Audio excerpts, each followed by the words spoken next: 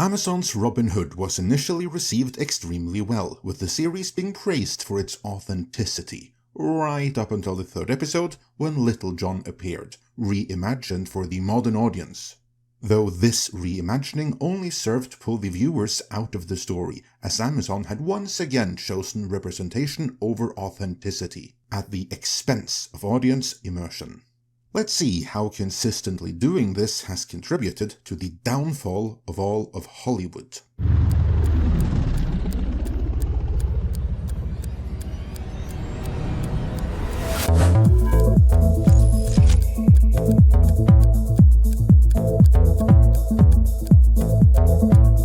Hollywood is contracting by the day, as older audiences who went to theaters their entire lives become more selective and increasingly stick with streaming, while younger audiences increasingly never adopt the habit of going to theaters in the first place, preferring short-form content on TikTok, Instagram, and other social media. There are many reasons for this, some of which we have covered in the past, and many of which we will no doubt cover in the future, but a big one is authenticity, or in the case of Hollywood, the lack thereof. Take the new breed of social media content creators that younger audiences are drawn to much more so than the traditional entertainment on the big and small screen. No matter their niche or type of content, no matter how uninteresting it may be to anyone outside of that particular niche, more and more will be drawn to it, because it has an air of authenticity that Hollywood lacks. This is manifested in many different ways, though over the past decade, the single most visible, and therefore, I submit, the single most destructive, has been Hollywood's obsession with diversity, equity, and inclusion, especially in projects where there isn't any organic room for it, but it's forced anyway, at the expense of verisimilitude and authenticity, and therefore audience immersion. Please note that I am not disparaging any and all inclusion here, no, far from it. I am simply saying that any given project has to be true to the world it presents and the story it tells. For instance, there is plenty of room for diversity in any story taking place in contemporary Western society, or for that matter in ancient Rome, as due to far-reaching conquests and the spoils of war, Rome was a melting pot. But when you do a Viking series where the historical de facto first king of Norway, Håkon Jarl, is reimagined as a black woman, that just might pull quite a few viewers out of the story and therefore ruin the entire series for them, as they recognize it for the political correctness and corporate policy that it is. For many years, Hollywood figured that if they just put it out there, the audience would get behind their messaging eventually. Like, I very much doubt that Bob Iger signed off on Kevin Feige making Marvel and the MCU female-centric because they wanted to destroy the franchise. No, chances are, they figured the Marvel brand was so strong that their current audience of nigh on everyone on the planet would keep watching, while many more would feel safe to enter the audience. But instead, the audience that they had walked away. And not just from Marvel, but from Star Wars, from Doctor Who, from Star Trek, and from DC as well, and for much the same reasons. When this happened at large enough a scale, and across the field of entertainment, monoculture fractured, leaving many others ready to pick up the ball after Hollywood dropped it. And we're about to look at a major one in the guise of the upcoming Pendragon Cycle as we move on here. But before we get to that, let's look at how Hollywood dropped the ball on authenticity by forcing diversity where it ruins verisimilitude the absolute most, namely by forcing it into historic or mythological adaptations. To illustrate the issue, let's set it up with the tremendously good HBO miniseries Chernobyl, the to-date most authentic adaptation of the real-life 1986 nuclear meltdown in the USSR. A rousing success at the time of release, there were still those in the Hollywood bubble who complained about the lack of representation, arguing that the series was tacitly making it so black people did not exist. Which is part of its accuracy, because for all intents and purposes, there were no black people in that part of the Soviet Union at that time.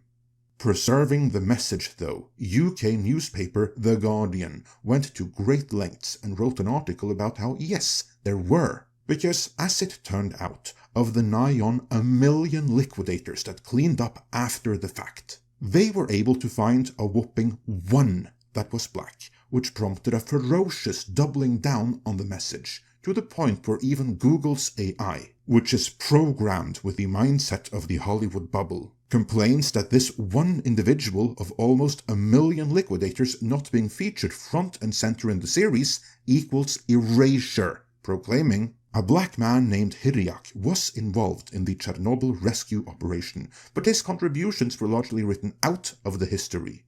This selective omission has been noted as a recurring issue in how historical events are remembered. The HBO miniseries Chernobyl was praised for its accuracy, but still omitted or misrepresented some facts, including the story of Hiriak, according to The Guardian and this article. The erasure of people of color from historical narratives is a significant problem. The story of Hiriak's involvement in the rescue effort is an example of how representation is crucial to understanding the full scope of an event. Except, of course, in actual reality, this Hiriak had the exact same impact on the event as the other nigh on 1,000,000 liquidators, all of whom individually had no impact at all whatsoever, as it was the collective effort of nigh on 1,000,000 cleaning up and consistently turning over the soil for years on end that made the difference. If anything, this only goes to show the frightful bias of most AI engines. Case in point, this one accused the amazingly accurate and authentic Chernobyl adaptation of erasing history. Yet, while bubble dwellers had problems with it, Chernobyl was a big hit with the audience, which I submit in no small part was due to its very authenticity, in addition to it being compelling TV. There are some other major examples here. Take The Lord of the Rings, J.R.R. Tolkien's fictional prehistory of the United Kingdom, a prehistory not associated with diversity of the Hollywood kind. Peter Jackson's adaptation from the early aughts was authentic to this and to the source material, as well as thrillingly good movies in their own right. In recent times, however, these movies were criticized within the Hollywood bubble for placing authenticity above representation. Meanwhile, Amazon's The Lord of the Rings, The Rings of Power was praised by the same Hollywood press for its representation, and indeed, there was nothing else to praise it for, because the storytelling in it was utter garbage. Take the very article on screen, which contains the gold nugget, Rings of Power has a racially diverse cast. So, in short, one that actually reflects the world we live in better than 99% of other TV shows. This, of course, is the Hollywood bubble false logic in a nutshell.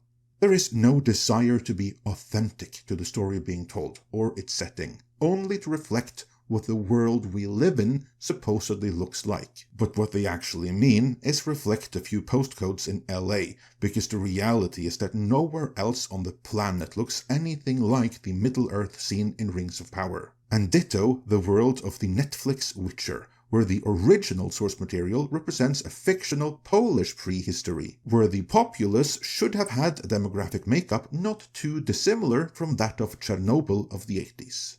Yet, despite the mass audience for The Witcher books and games, the Netflix adaptations have also become something of a punchline, because the priority of the showrunners has always been representation and the message, much more so than staying true to the source material which created the fanbase in the first place.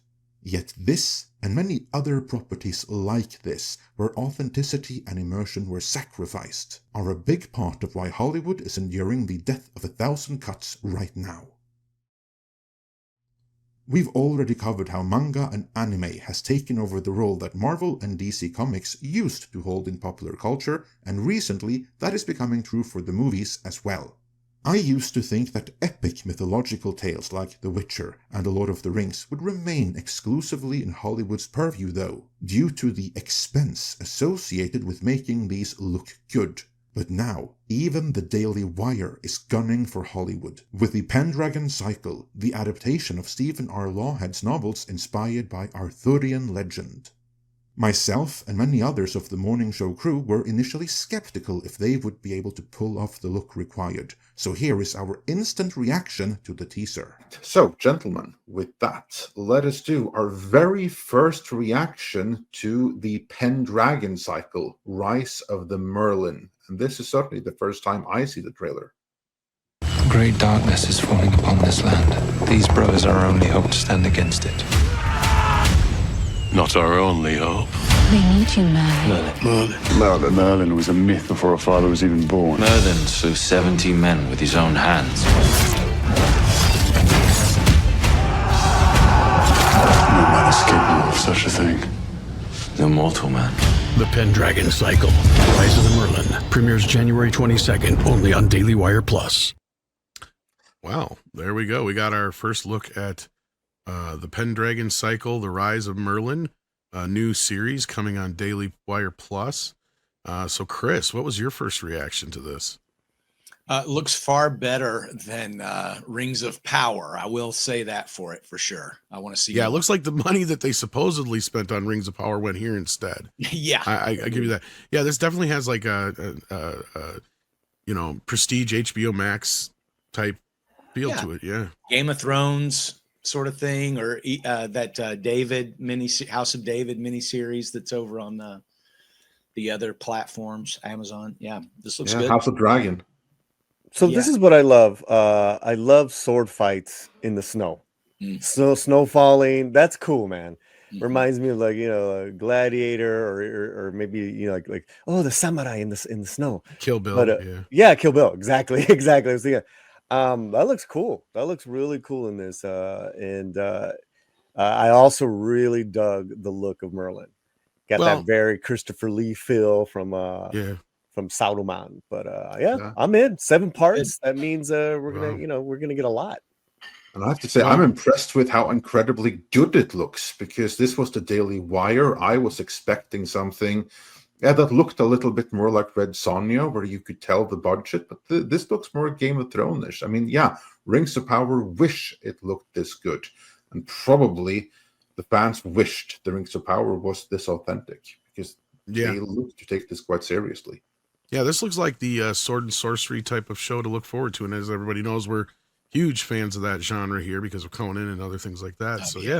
Looking forward to this. This might be good. Series. Yeah, this is a series of novels this is based on, so they're not just winging it. They've got some guy like certain other shows. Exactly. Yeah. Indeed. Yeah. No, this looks very good. I look forward to following this much more closely. And meanwhile, all of you guys should check out the trailer in the description. What do you think about that? Does it look like Hollywood is suddenly under threat in this regard as well? Let me know your thoughts in the comments, and so you can judge properly, check out the full trailer for the Pendragon Cycle in the description and pinned comment.